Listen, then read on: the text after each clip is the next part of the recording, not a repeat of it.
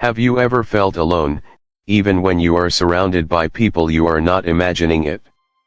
Studies show that loneliness is more than just a feeling, it's an experience deeply rooted in how our minds and bodies respond to the world around us. A 2021 Harvard report found that over 1/3 of Americans experience serious loneliness.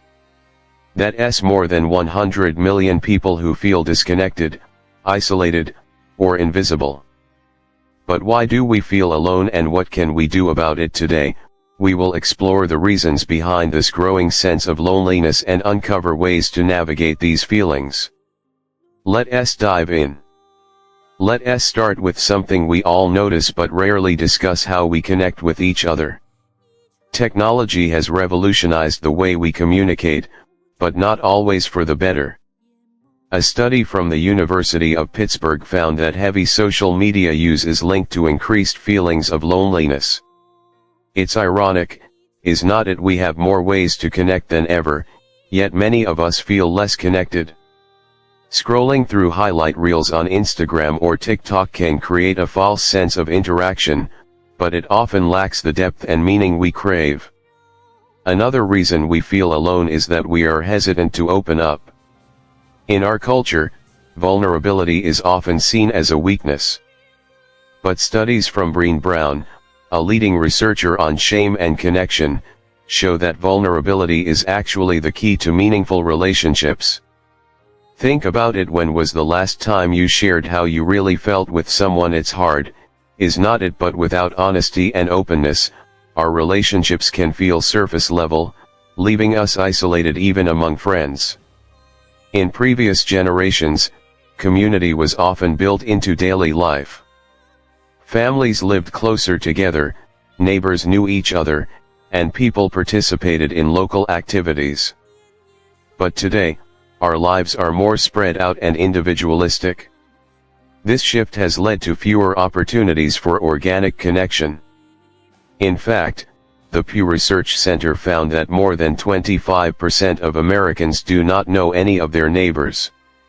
Without these casual, day-to-day interactions, it's easy to feel alone. Mental health plays a significant role in loneliness. Conditions like anxiety and depression can make it harder to reach out or accept support.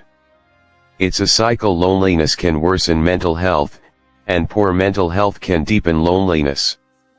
If this resonates with you, know that you are not alone. Many people struggle with these feelings, and seeking help from a therapist or counselor can be a powerful first step. Another contributor to loneliness is the expectation that our relationships should always feel fulfilling. Movies, TV shows, and even social media often portray connection as effortless and perfect. But real relationships take work. Sometimes, we set the bar too high, expecting every interaction to feel magical. When reality does not match up, we feel disappointed and more isolated. Understanding that connection takes time and effort can help us manage these expectations. While loneliness can feel overwhelming, there's hope. Small steps can make a big difference. Reach out to a friend, join a local group, or even volunteer. Studies show that acts of kindness and connection can reduce feelings of loneliness and improve overall well-being.